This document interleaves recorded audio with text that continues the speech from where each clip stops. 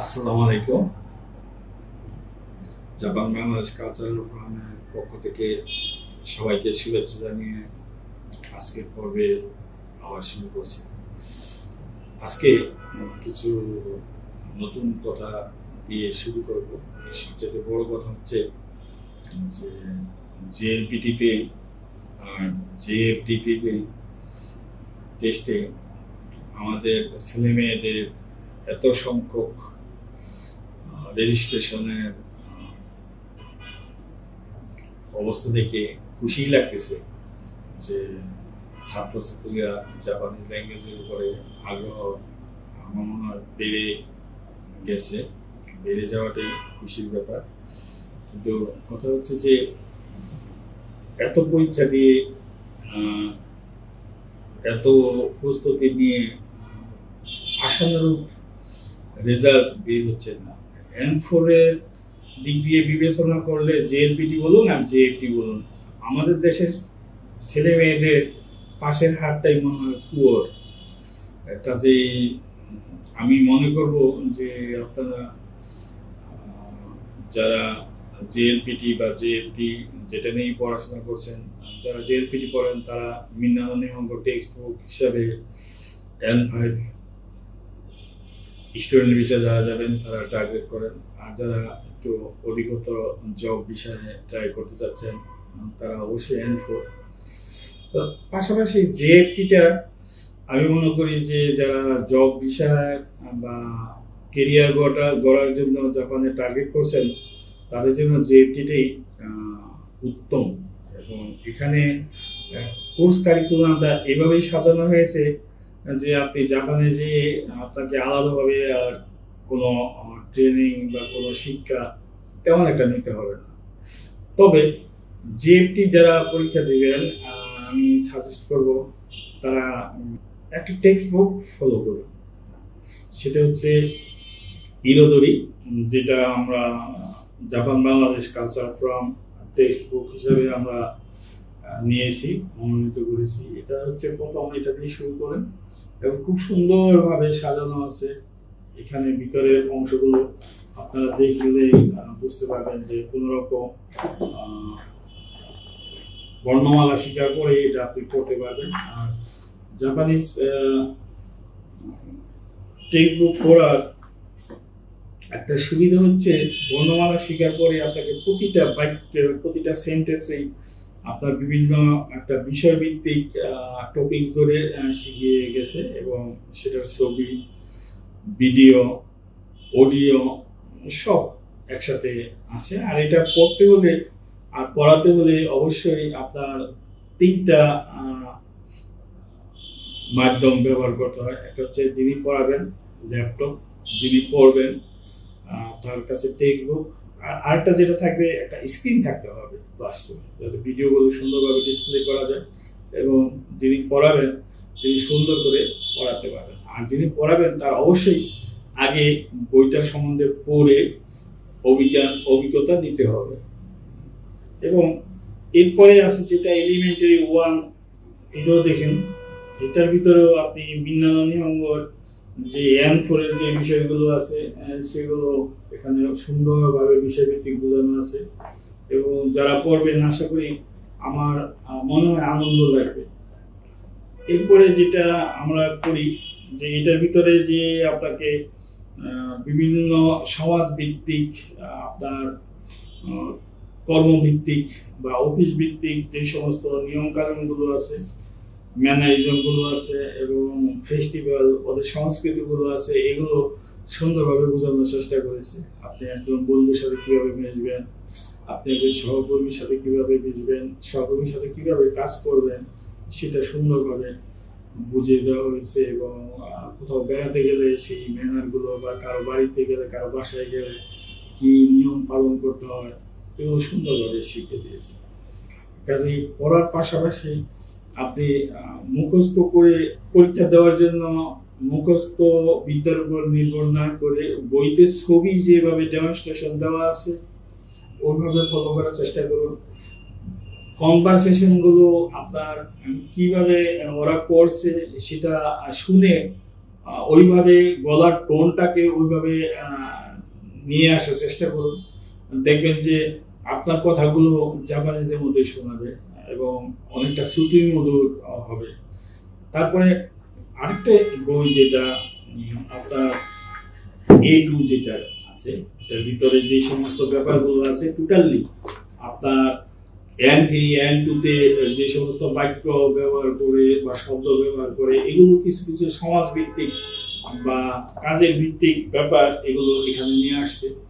তাহলে আপনাকে থার্ডটা যে আমাকে N2 পাস করতে হবে বা N3 পাস করতে হবে এরকমের চিন্তা ভাবনা না করলেই চলবে। আমার মনে হয় যে এটা পড়লে যারা কাজ করবেন তাদের জন্য খুবই খুবই সহায়ক হবে এবং আঞ্চলিকভাবে বা লোকালি ওরা যে সমস্ত শব্দগুলো ব্যবহার করে এই শব্দগুলো এখানে এনে ব্যবহার করার চেষ্টা করছে, সেন্টেন্স ভিত্তিক, প্যারাগ্রাফ ভিত্তিক এবং কনভারসেশন তো অবশ্যই।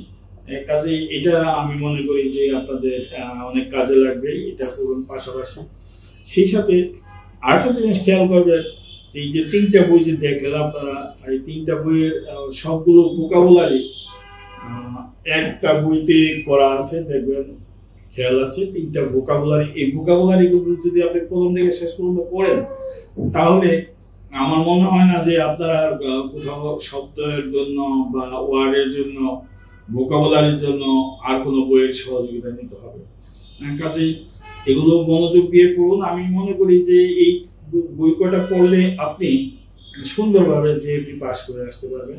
জাস্ট আপনাকে মনোযোগ দিয়ে পড়তে হবে, এই পড়ার কোনো বিকল্প নেই।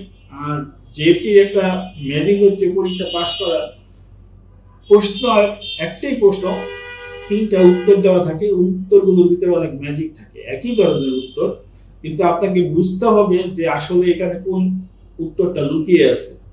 কাজেই তখন আপনি খেয়াল করবেন যে বইয়ের ভিতরে আপনি কিভাবে পড়ে আসছেন, সেই বইয়ের ভিতরে কিভাবে পড়ে আসছেন এটা যদি মনে থাকে তাহলে আপনাকে মাথার ভিতরে হঠাৎ করে চুপ করে চলে আসবে এই অপশনগুলো দেখলে। আপনি আমার মনে হয় খুব সহজে উত্তরগুলো দিতে পারবেন। আর এখানে আরেকটা জিনিস যেটা আমরা ম্যানারিজম, যে জিনিসগুলো ম্যানারিজম একটা জাপানে যেই ব্যবহার বিধি, আচরণ বিধি, সেই সাথে ওদের যেই সংস্কৃতি, অভিসংস্কৃতি, এটা আলাদাভাবে একটা বই তৈরি করা আছে। এই বইটা পাশাপাশি পড়বেন, কারণ জাপানি ভাষা জানলেই হবে না। জাপানে ওদের নিজস্ব অনেক নিয়ম কানুন আছে যেটা ফলো করতে হয়, আর যদি এটা ফলো না করেন তাহলে জাপানিদের সাথে আপনি ওখানে দেখবেন মিশতে পারবেন না। ওদের সাথে মিশতে হলে আপনাকে অবশ্যই ওদের নিয়ম কানুনগুলো জানতে হবে, ওরা সমাজে কিভাবে চলে, কিভাবে যায়, আপনার অবসর সময়গুলো কিভাবে কাটায় এগুলো দেখতে হবে, আইসাস গুলো কিভাবে করতে হয় সেগুলো আপনাকে জানতে হবে। কাজেই এইরকম এই ম্যানারিজমের বইগুলো আপনি অবশ্যই পড়ে যাবেন এখান থেকে। যেটা আমরা দেখছি যে আমাদের জাপান থেকে আমাদের যারা এমপ্লয়ার আছেন, যারা অর্গানাইজেশন আছেন, তারা একটা জিনিসই বলে যে এই বাঙালিদের উপর ম্যানারিজমের অভাবটা খুব বেশি, এটা ফলো করে কম। আর আরেকটা হচ্ছে যে এগুলোতে আমরা একটু সতর্ক হলে এগুলো আমরা এড়িয়ে চলতে পারি। এবং এটা অবশ্যই আপনাকে মানতে হবে, বাঙালি আমরা যারা আছি, বাঙালি জাতি, আমরা কারো কোনো কিছু অবিকল করাতে পটু, আমরা নকল করাতে পটু। কাজেই যেহেতু আমরা এই জিনিসগুলো সহজে অ্যাডপ্ট করতে পারি, নিতে পারি, তাহলে যদি একটুখানি টাচ নিয়ে আমরা দেখে যাই তাহলে কিন্তু এগুলো আমাদের এত কষ্ট করার কথা না, আমরা খুব সহজেই নিতে পারি। এবং আমরা যেই জাতিতেই যাই, যেই দেশেই যাই, সেই দেশে আমরা নিজেদেরকে খুব সহজে মানিয়ে নিতে পারি। আরো কিছু বই আছে, যেমন আরেকটা আছে যে আপনি যদি গ্রামারে দুর্বল হন, সেই গ্রামার গুলো একটা আলাদা বইতে করা আছে, এই বইটা খুঁজে নেবেন। আশা করি আপনার সারা জাপানে এই গ্রামার গুলো পড়লে সারা জাপানে জীবনে আপনাকে গ্রামার আর আলাদা করে পড়তে হবে না। এই গ্রামার গুলো যদি আপনি নিজের ভিতরে রাখেন, খুব সহজভাবে বোঝানো হয়েছে এখানে, এবং ইংলিশে আছে, রোমাজিতে আছে, হিরাগানাতে আছে, আর কাঞ্জিতে অবশ্যই পাশাপাশি আছে। এবং কি কারণে আপনি গ্রামারটা ব্যবহার করছেন, কোন সেন্টেন্সের সাথে কিভাবে যাবে, এটা খুব বিশদভাবে আলোচনা করে দেওয়া হয়েছে, যাতে বিদেশিরা, বিশেষ করে বিদেশিরা খুব সহজে বুঝতে পারে। মিন্নাননি অঙ্গর মতো ওরকম ভাবে বোঝানো নাই যে গ্রামার বুঝতে হলে যিনি লিখেছেন তার কাছে যেতে হবে, কিন্তু ওই ব্যাপারটা কিন্তু এখানে নেই। এখানে আপনাকে খুব সুন্দরভাবে বুঝিয়েছেন এবং আশা করি বইটা পড়লে আপনি বুঝতে পারবেন। সম্ভব হলে কালেক্ট করে নেবেন। আর আরেকটা হচ্ছে যে কিছু ভাষা জাপানিজরা বলেন, আমরা মাথার উপর দিয়ে বলে, অনেকে বলে মাথার উপর দিয়ে যায়, কি বলে বুঝতে পারতেছি না, বইতে কি করেছি যেগুলো করেছি সেগুলো তো ওরা বলতেছে না। তো এগুলো না বোঝার কারণ আছে। সেখানে হচ্ছে একটা ভাষার অনেকগুলো অর্থ থাকে, অনেকগুলো মিনিং থাকে, সেগুলো বুঝতে হলে আপনাকে আরেকটু বৃহত্তর আরেকটু ভোকাবুলারির দিকে যেতে হবে।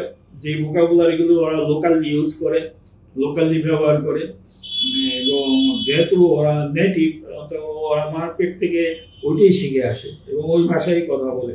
আমাদের টেক্সট বুকে যেগুলো আছে, যেই সমস্ত ভাষা আছে, এই ভাষায় আসলে সাধারণত ওরা কথা বলে না।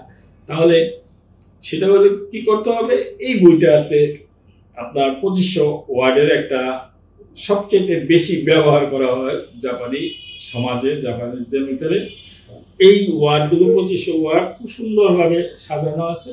আপনারা পারলে যে এই বইটাও জেএফটি পাস করার পরে, আগেই বলছি না, জেএফটি পাস করার পরে যে অবসর সময়টা থাকে, আপনি ফার্দার N3 লেভেল যান, N2 লেভেলে যান, কিন্তু তার আগে এই ভোকাবুলারিগুলো আপনি অবশ্যই বোঝার চেষ্টা করবেন এবং বুঝে বুঝে মুখস্থ করবেন।